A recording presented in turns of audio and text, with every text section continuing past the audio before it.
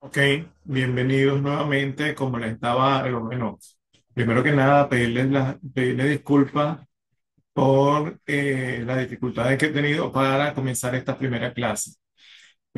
Nosotros comenzamos, creo que fue el día lunes, martes, que yo les mandé las primeras láminas y les estuve comentando acerca de la clase, pero gracias al apoyo de la profesora Yosela, eh, jefa de la sede de Maracay, ella me dio esta pequeña instrucción para yo mandar esta clase de esta manera grabada, que creemos que va a ser un poco más amigable, creemos que va a ser una mejor manera de que ustedes puedan realizar y ver esta clase. Bueno, comenzamos como estuvimos conversando. Bueno, el módulo se llama Docencia Universitaria, específicamente el diplomado de Docencia Universitaria, específicamente vamos a hablar de las teorías y estilos de aprendizaje. En esta primera lámina, como vemos aquí, hay una línea de tiempo, una pequeña línea de tiempo. Cuando ustedes estén en casa, es importante que la revisen, que la observen con un poquito de detenimiento, no solamente como una imagen que decora la lámina, porque después más adelante vamos a conversar algunos aspectos. Y esta imagen va a ser muy importante. Y de la misma manera, yo les voy a estar compartiendo a ustedes una línea de tiempo que hice yo mismo para que ustedes más o menos vean y comparen lo que estoy conversando ahorita con ustedes. ¿Ok? Como estuve conversando, entonces el módulo de teorías y enfoque del aprendizaje no es el primer módulo, porque nosotros tuvimos algunas dificultades. Este, en este módulo se van a desarrollar temáticas relacionadas con la educación, principalmente teoría y estilo de aprendizaje, como elemento de apoyo en los procesos de cambio social, las concepciones y fundamentaciones de la pedagogía, la educación y el aprendizaje. El propósito de este módulo es conocer las principales teorías y estilos de aprendizaje como un elemento indispensable en el contexto de la innovación de nuestro proceso de enseñanza.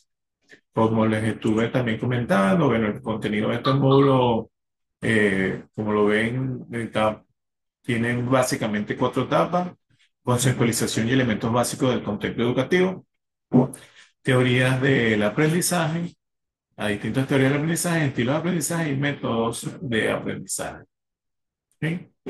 Entramos entonces de lleno, ¿no? Los primeros dos conceptos, o los dos conceptos básicos que nosotros debemos estudiar cuando nos metemos en este mundo de la educación, en este mundo de dar clases, y nos estamos, que precisamente para eso nos estamos preparando, formándonos para dar clases, son estos dos términos: la educación y la pedagogía. La educación, como ven aquí en las láminas, es un proceso quizás multifacético que facilita el aprendizaje y la adquisición de conocimientos, habilidades y valores, hábitos, que son cruciales para el desarrollo del ser humano en una sociedad. La educación se define básicamente como un proceso que facilita el aprendizaje, el refinamiento, las habilidades, los conocimientos, los valores y los hábitos en los grupos humanos.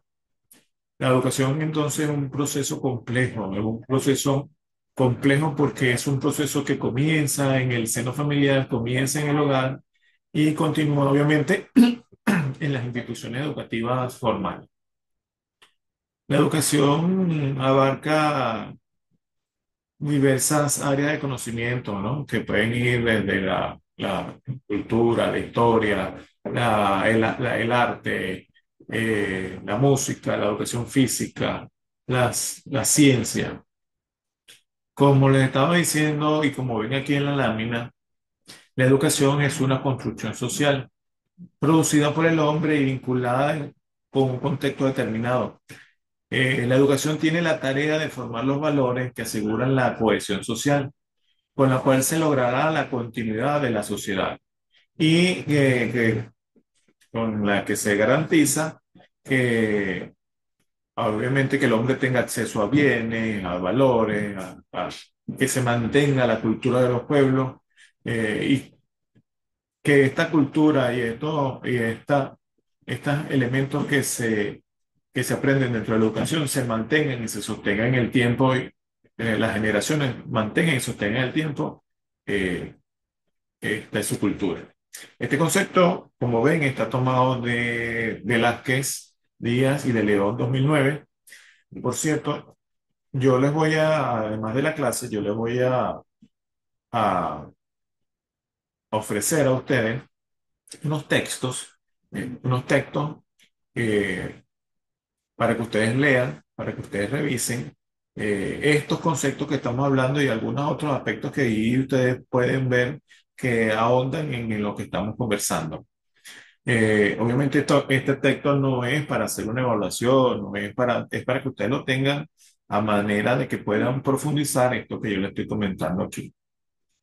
La educación, obviamente, entonces tenemos ahí educación formal, educación informal. La educación formal obviamente es la que es esa educación estructurada que nosotros tenemos en instituciones educativas, escuelas, colegios, universidades, que generalmente están conducidas y que conducen a títulos, ¿no? Y obviamente la educación informal, que es la educación, un aprendizaje no estructurado, espontáneo, que adquieren los individuos a través de las experiencias diarias, de la interacción con otros individuos, y que forman parte entonces de ese cambio que va adquiriendo el hombre a lo largo de su desarrollo. Etimológicamente, como está aquí en la lámina, entonces etimológicamente la palabra educación es un término que proviene de un término combinado que está compuesto por el término educare, que es conducir, guiar, orientar, y semánticamente del término educere, que es hacer salir, extraer, es decir, la dirección y el desarrollo al mismo tiempo. Esto está tomado de Castillejo 1980. Mientras que la educación entonces es esa construcción social, ese proceso social que adquiere el hombre a lo largo de su desarrollo vital, que está organizado por la suma de estos conocimientos sociales que adquiere de manera formal en la escuela e informal en su comunidad, por sus experiencias. Entonces tenemos la pedagogía. La pedagogía es esa ciencia que estudia la educación, esa ciencia que estudia los aspectos formales de la educación.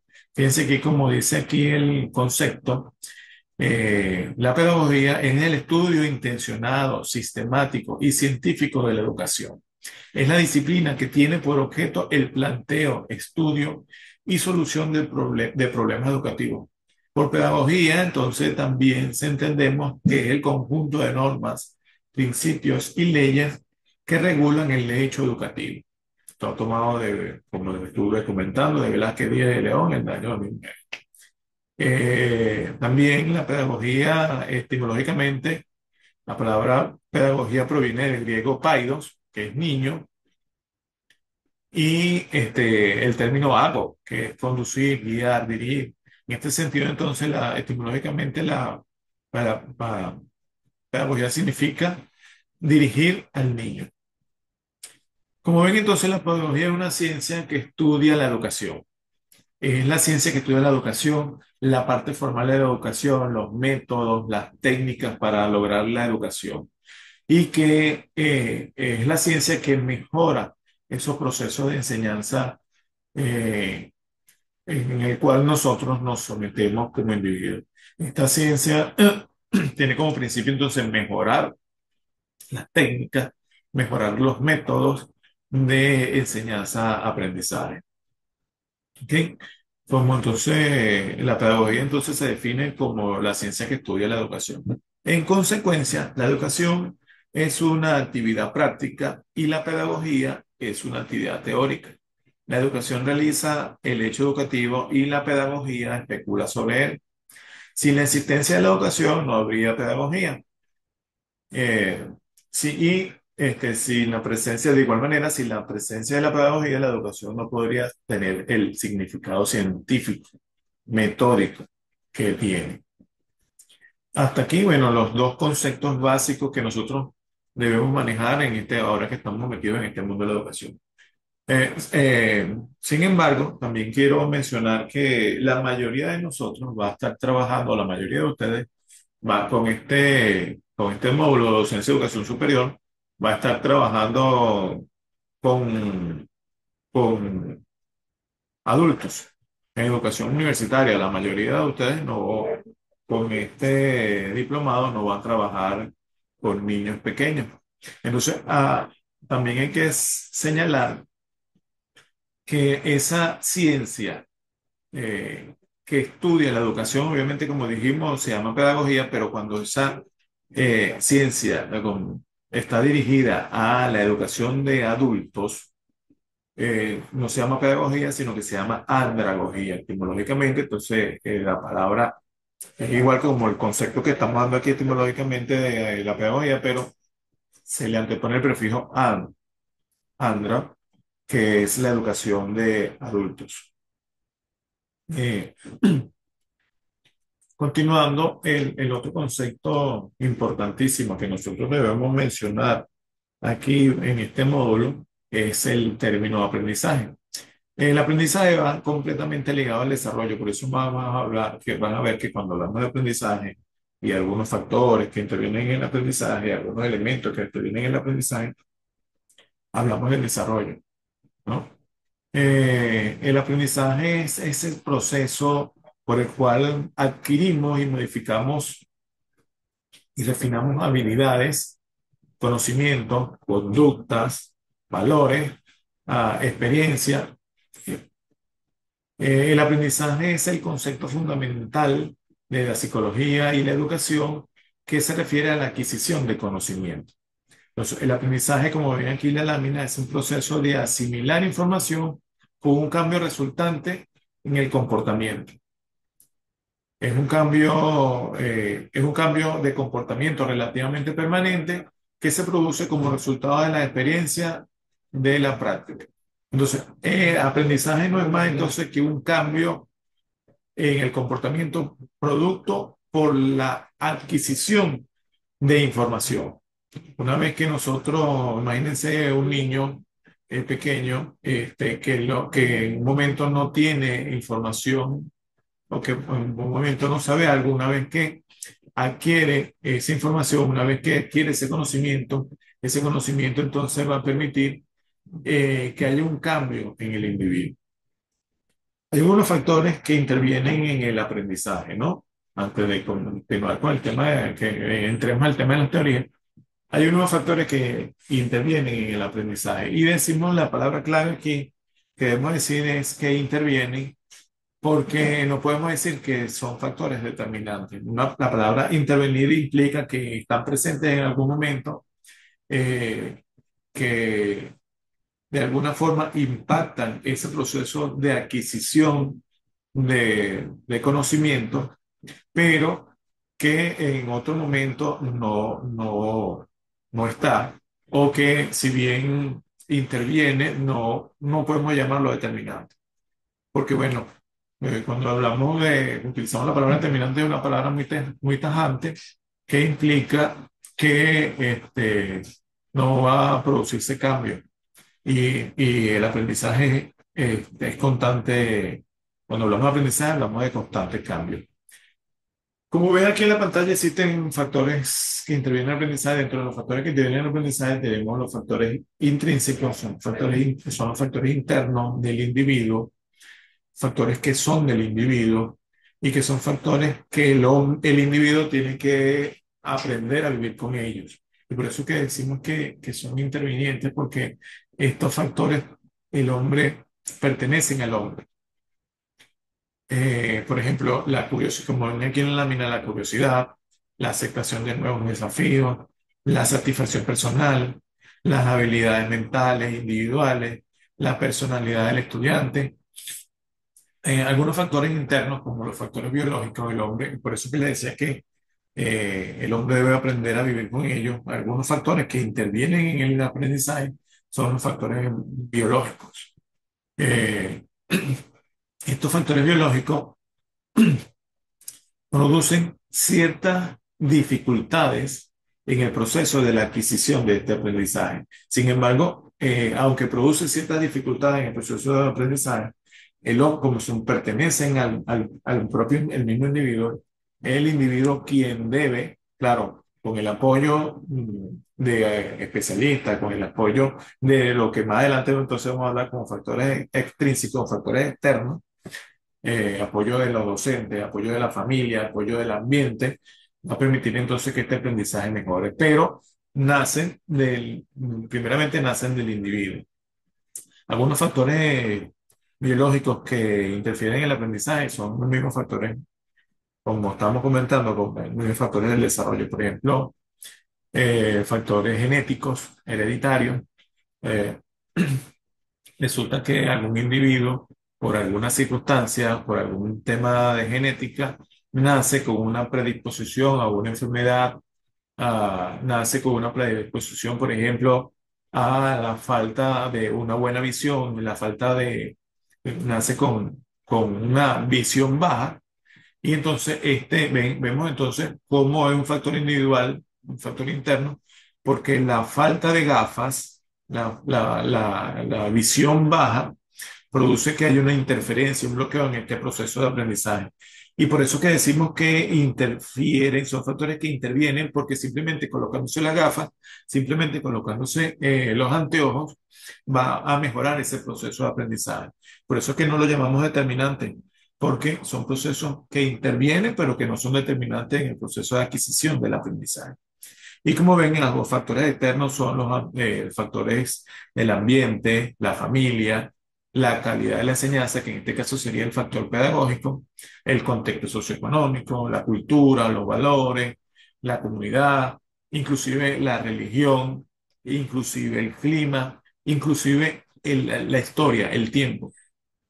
¿Por qué? Porque fíjense que nosotros estamos hoy en día teniendo esta clase, que sería un factor pedagógico, estamos teniendo esta clase de manera ah, asincrónica, a manera virtual, a distancia, y en 1800, en 1900, al principio de 1800, al principio inclusive del año 2000, no teníamos esta oportunidad de, nosotros vemos como un factor histórico, interviene en el proceso educativo, interviene en el proceso de aprendizaje.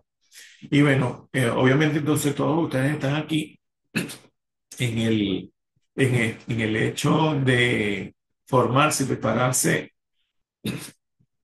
como pedagogos, eh, para mejorar precisamente esa parte de la educación que implica la pedagogía, los métodos, las técnicas, las maneras como los docentes logramos producir un aprendizaje que se mantenga en el tiempo de nuestros estudiantes. Aquí con estos temas de los factores, cerramos la parte la parte de los conceptos básicos que nosotros vamos a manejar en esta primera parte, y vamos a iniciar con el tema de las teorías del aprendizaje. Fíjense que aquí hay un recuadro que habla de las teorías del aprendizaje, y lo primero que nosotros debemos hablar es que, bueno, no existen teorías únicas para lograr el aprendizaje. Y la otra cosa que queríamos comentar, que quería iniciar con ustedes, que era lo que les comentaba al principio, que vieran la cuestión de la línea del tiempo, porque nosotros solemos, por la comodidad, por la practicidad que tenemos hoy en día, por los medios que existen, las fuentes que existen hoy en día, la facilidad de medios y fuentes que existen hoy en día para la adquisición de información, solemos quedarnos con la primera información que nosotros tenemos, que es la que conseguimos en Internet, Y en Internet hay información muy valiosa, pero también información que tiende a confundir.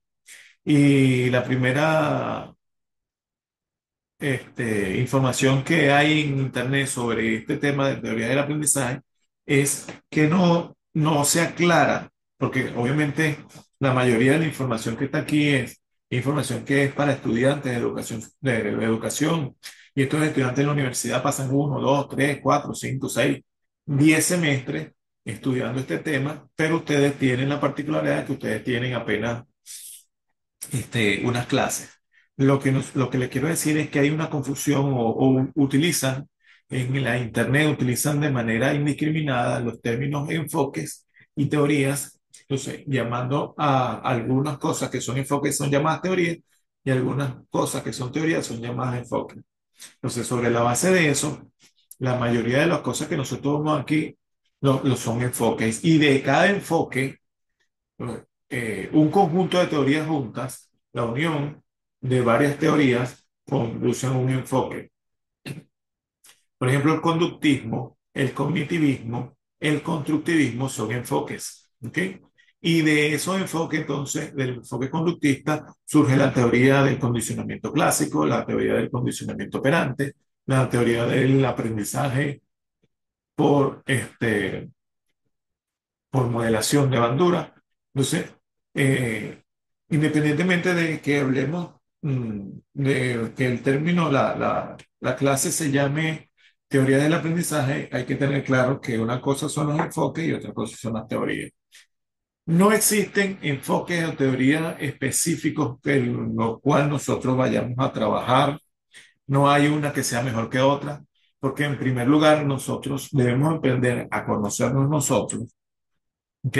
Conociéndonos nosotros vamos a saber qué herramientas, esto que nosotros estamos viendo aquí va a servir como una herramienta para nosotros, como una herramienta, como un medio para que nosotros podamos propiciar el aprendizaje. Obviamente algunas están más desactualizadas que otras, pero nosotros debemos conocernos nosotros. Si yo soy ese profesor que en su dinámica de dar clase tiene a sus alumnos en su salón, uno detrás de otro, escuchando que yo estoy dando clase, bueno, entonces yo pertenezco a ese enfoque conductista. Y eso no debe satanizarse. No significa el hecho de que yo sea conductista o que mi enfoque sea conductista, no significa que yo lo estoy haciendo mal per se y que que los constructivistas sean mejores, que los cognitivistas sean mejores. Porque precisamente esto que estamos viendo nosotros aquí el día de hoy no es solamente para mera información, sino para lograr construir una teoría que le sirva a usted para poder abordar el proceso educativo y le saque el mayor de los provechos a su estadía en el proceso de dar clase. Fíjense, cada una de las teorías existentes enfoca el aprendizaje desde un ángulo distinto. Cuando se estudia la totalidad del proceso de aprendizaje, se percibe que estas teorías y modelos aparentemente son contradictorios entre sí, eh, pero sí se complementan en la práctica. Esa teoría que habla de la utilización de múltiples teorías y múltiples enfoques, lo llamamos nosotros eclecticismo. ¿Ok? Lo primero que nosotros vamos a ver es el enfoque conductista del aprendizaje, el que también llamamos y conseguimos por ahí como conductismo. El conductismo es el más viejo de los enfoques que nosotros vamos a estar viendo. El conductismo es una corriente de la psicología que estudia la conducta y el comportamiento observable de los individuos. De allí que el aprendizaje en el aprendizaje habla de que es un cambio en la conducta. Para el conductismo, el aprendizaje es un resultado de una serie de conexiones, asociaciones entre estímulos, sensaciones y respuestas. En consecuencia, el conductismo enfatiza que el objeto de estudio no es la conciencia, sino las relaciones que se forman entre los estímulos y las respuestas que dan origen a nuevas conductas y comportamientos observables. Para mayor comprensión del enfoque, imagina por un momento qué sientes ante estas situaciones. O estas situaciones son llamadas estímulos. Suena el teléfono muy tarde, en la noche, ¿qué sientes? Vas caminando por una calle solitaria y se acercan dos hombres en una moto. ¿Qué te imaginas? No sé. El conductismo es ese enfoque que habla que el aprendizaje es básicamente una conducta que es adquirida una respuesta a un estímulo del medio ambiente. Por eso que la pregunta que se hace aquí en esto, ¿no? Cuando suena un teléfono muy tarde en la noche, ese teléfono que está sonando tarde de la noche es un estímulo del medio ambiente. Y la respuesta que nosotros vamos a dar a ese estímulo del medio ambiente es una conducta, en este caso, es lo que plantea el conductismo. Más adelante vamos a ver cómo son estímulos indeterminados, respuesta indeterminada, respuesta condicionada, estímulo condicionado, respuesta condicional. Antes de continuar, vamos a hablar que el enfoque conductista del aprendizaje es en para cada enfoque. Yo les estoy presentando esto que está aquí, que habla más o menos de cómo es la educación, cómo es el currículo, cómo son los objetivos, cómo es el profesor, cómo es el alumno en cada uno de estos enfoques, ¿no? Eh, la metáfora básica del conductismo es que el individuo es una máquina, el individuo es una tabula rasa que necesita ser llenada. Es posible en el conductismo, y por eso es tan criticado, el individuo es un ser pasivo, el estudiante es un receptor de contenido cuya única presentación es la de aprender lo que el docente le enseña. Y el profesor es un dador de clase, una persona que tiene los conocimientos, que los imparte y que va llenando en el estudiante una cierta cantidad de información. Es importante que se detengan a observar un poquito cada uno de los cuadros y el contenido, la información que tiene esta lámina para que podamos entender un poquito más lo que es el conductismo. Fíjense ustedes, esta clase yo la estoy grabando en Zoom. Entonces, ustedes saben que Zoom tiene 40 minutos para la grabación de esto que estamos haciendo, son 40 minutos. Entonces, ya desde que iniciamos hasta ahorita han pasado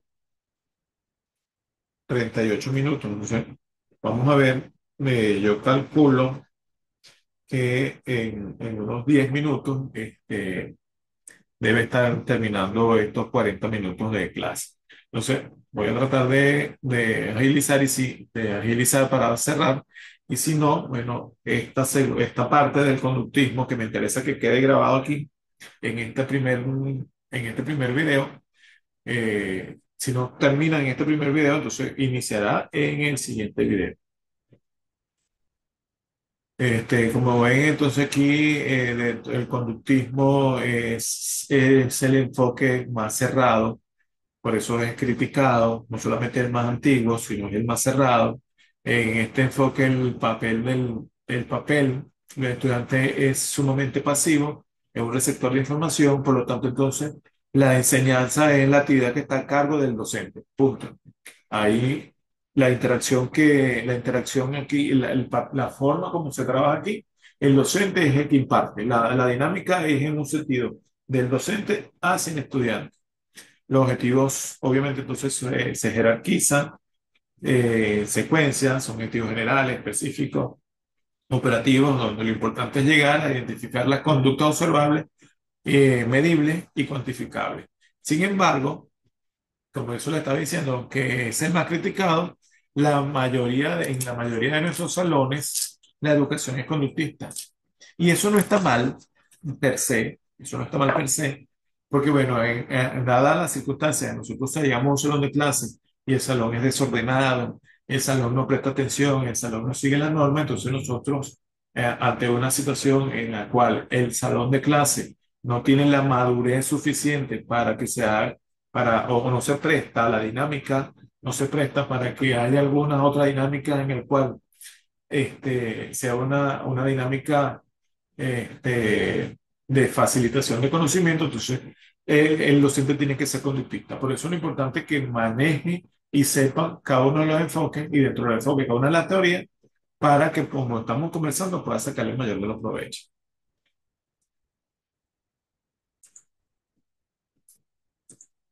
Aquí, fíjense de lo que hablaba entre el tema de los enfoques y las teorías. Los principales enfoques del conductismo, dentro del enfoque conductista, existen algunas principales teorías, ¿no? Eh, el enfoque conductista inicia en los años 30, aproximadamente hasta los años 50. Dice que hasta los años 50, pero ya más adelante van a ver cómo Bandura, Bandura, eh, que es el más nuevo de los participantes de este enfoque, muere en el año 2016, algo así recientemente, y él todavía fue defensor de este enfoque conductista que se supone que está enmarcado entre los años 30 y años 50. Las principales teorías que están enmarcadas dentro del enfoque conductista, entonces el condicionamiento clásico de Iván Pavlov. Él habla del condicionamiento clásico en un medio ambiente planeado. Es posible cambiar la conducta a través de procesos inconscientes. Se pretende que los alumnos sientan predisposición positiva o negativa hacia algo, en este caso el aprendizaje. Vemos el conexionismo de Tordic, eh, el condicionamiento. Aquí vamos a estudiar el condicionamiento clásico de Pavlov, el condicionamiento operante de Skinner y el aprendizaje social o aprendizaje por imitación de Albert Bandura. Pero vemos que aquí algunas teorías de este enfoque, ¿no? Algunas teorías de algunos investigadores dentro de este enfoque que hablan de cómo se produce el aprendizaje dentro del conductismo. Bien, la primera teoría que vamos a hablar aquí es la teoría de el condicionamiento clásico. Como ya comenzamos, el condicionamiento clásico es la teoría que desarrolla Iván Pavlov, que es un psicólogo ruso, y que más adelante, entonces, cuando le presenta el tema de la línea del tiempo, van a ver a qué se dedicaba y el momento histórico en el cual esta teoría se desarrolla, ¿no? Pero el conductismo clásico, entonces, lo que nosotros estamos hablando también es denominado aprendizaje por asociación.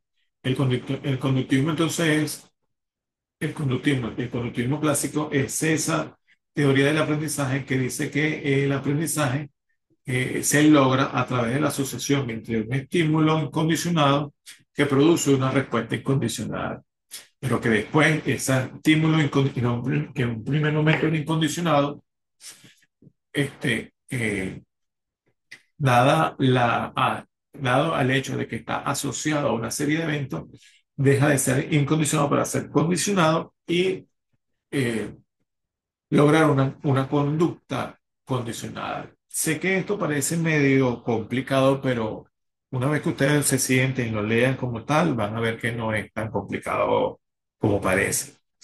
En el conductismo, el enfoque conductista explica que los individuos somos básicamente conductas, que operamos por conductas, que estamos conformados por conductas. Estas conductas, algunas conductas son innatas, nacen con el hombre, ¿no? Como es el llanto, como, como este caso es como es el llanto, al hombre nadie lo enseña el llanto nace con el hombre.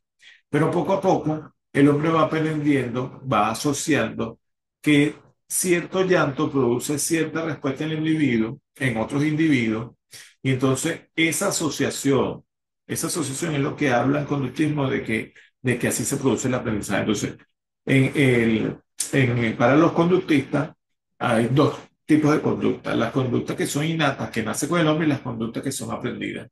Toda conducta innata que nace con el hombre puede modificarse, se puede aprender y luego puede ser replicada. ¿Ok? Eso es básicamente lo que dice conductismo. se basa, fíjense lo que dice aquí la lámina, se basa en un tipo de respuesta automática a los estímulos llamados conducta respondiente, respuestas automáticas, innatas, involuntarias, reflejas, respuesta fisiológica, que es lo que le estaba hablando, conversando del llanto, es una conducta innata propia del hombre, que nace con el hombre, pero que luego el hombre asocia a ciertos estímulos del medio ambiente y aprende que, por ejemplo, el niño pequeño aprende que si sigue llorando, va a lograr la atención de la mamá. Y fíjense ustedes que no solamente el aprendizaje en una dirección, el niño aprende a llorar para llamar la atención de su mamá, sino que la mamá entonces también, dependiendo, aprende que distintos llantos del niño significan distintas necesidades que ese niño tiene. Entonces, esto es lo que nosotros, el ejemplo más fácil de cómo entender todo lo que estamos hablando del conductismo. La conducta respondiente es despertada por una circunstancia específica, que es un estímulo incondicionado, que es capaz de producir una respuesta incondicional. Aquí vemos un ruido fuerte, produce llanto, miedo en el niño. Entonces, en este primer momento es un estímulo incondicionado, ¿verdad? El ruido fuerte es un estímulo incondicionado y el llanto es una respuesta incondicionada. Es una respuesta. La conducta que se presenta aquí al llanto es una respuesta a este ruido fuerte. Sin embargo, cuando esta circunstancia de estímulo-respuesta se da asociada a ciertos eventos, como el que estaba comentando del tema de la moto, el tema antes de la lámina anterior que hablaba de cuando suena el teléfono muy tarde de la noche, como está asociado, que suena el teléfono, es un estímulo incondicionado, que no ha pasado nada. Pero como normalmente lo asociamos a que cuando suena el teléfono en la noche es por algo grave, la respuesta que tenemos nosotros, que es la respuesta de inquietarnos, de angustiarnos, ya deja de ser incondicionada a ser una respuesta que ha sido condicionada. Condicionada que a la asociación de que una llamada tardía está asociada a un evento trágico, un evento dificultoso para en nuestras sociedades modernas. Vamos a ver aquí, ajá, la siguiente lámina. El conductismo clásico, ¿no? Que es el que estamos hablando. Ahora vemos que mientras que se presentan los estímulos incondicionados y las respuestas incondicionadas, también está sucediendo otros acontecimientos, que es lo que está, esa asociación se llama estímulos neutros, de manera simultánea. Eso se llama contigüidad o concurrencia, que se asocian a la respuesta. Estos nuevos estímulos que eran neutros ahora están asociados al estímulo incondicional y se convierte en estímulos condicionados que producen respuestas condicionadas. Fíjense aquí. Fíjense este estímulo incondicionado, es el embarazo. En el embarazo, se produce un trastorno hormonal. Normalmente es una conducta interna, es una conducta innata, como lo estábamos comentando. Cuando la mujer está embarazada, hay un trastorno hormonal. Punto. Eso produce una respuesta incondicionada, que son las náuseas. Cuando la mujer está embarazada, tiene una respuesta hormonal, tiene un trastorno hormonal que produce una respuesta incondicional, que son las náuseas. Sin embargo, existen en el embarazo algunos estímulos neutros que son asociados, que van a producir después la misma respuesta que son las náuseas, que ya dejan de ser incondicionadas, van a ser condicionadas. Por ejemplo, el olor a jabón, el olor a comida, el olor a perfume, porque bueno, como hay este trastorno hormonal, la mujer aprende, la mujer y la familia pues aprenden que, bueno, cierto olor, el olor a jabón, el olor a comida, el olor a perfume, la presencia de una persona, entonces también produce esas náuseas. En consecuencia, vemos que la asociación de ese estímulo que al principio era incondicionado, ahora está condicionado. Entonces, un tema que era una respuesta normal, involuntaria, que era con respuesta a un estímulo que era involuntario, ahora está asociado a un estímulo que no es normal, pero que está aprendido, a un estímulo que no era innato, que no era, que no era propio del individuo, pero que se ha asociado y produce la misma respuesta que la respuesta incondicional. A eso se le llama estímulo condicionado porque produce una respuesta condicionada. Fíjense una cosa, un ejemplo, algunas personas, una conducta innata, como por ejemplo la de ir al baño, a defecar, es una conducta innata que la persona hace normalmente, pero luego asocia algunos elementos que son aprendidos, como por ejemplo, tiene que ser en mi baño, tiene que ser, tengo que después bañarme, tengo que quitarme toda la ropa. Entonces produce esa situación, esa asociación, produce una respuesta que ya no es incondicional, una respuesta que ahora es aprendida y cuando produce una respuesta que es aprendida, ese estímulo pasa a ser una conducta condicionada. Volviendo al tema, una conducta innata que es la de ir al baño.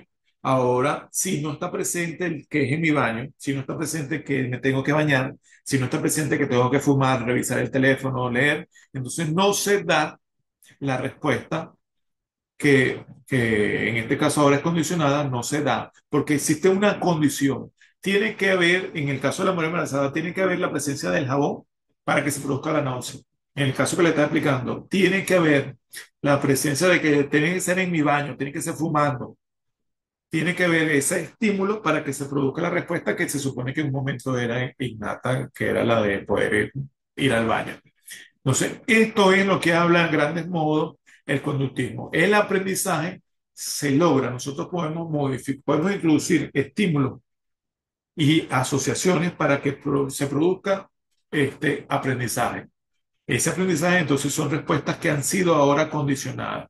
El ejemplo es, por ejemplo, el niño normalmente viene aprendiendo, la persona está aprendiendo y aprende a leer, aprende a hablar, a comentar, pero entonces se asocian algunos elementos del propio de la pedagogía, un regaño, un aliento, y este regaño o este aliento producen una respuesta. En la medida que el niño va entendiendo que necesita ese aliciente, que necesita ese castigo, entonces esa conducta ahora está condicionada. ¿Ok? Ah, como le dije, creo que ya debemos estar terminando. Eh, bueno, vamos a parar aquí entonces porque ya no estamos hablando de condicionamiento clásico, sino que esta lámina habla de condicionamiento operante. Eh, vamos a, yo le voy a, ¿cómo se llama?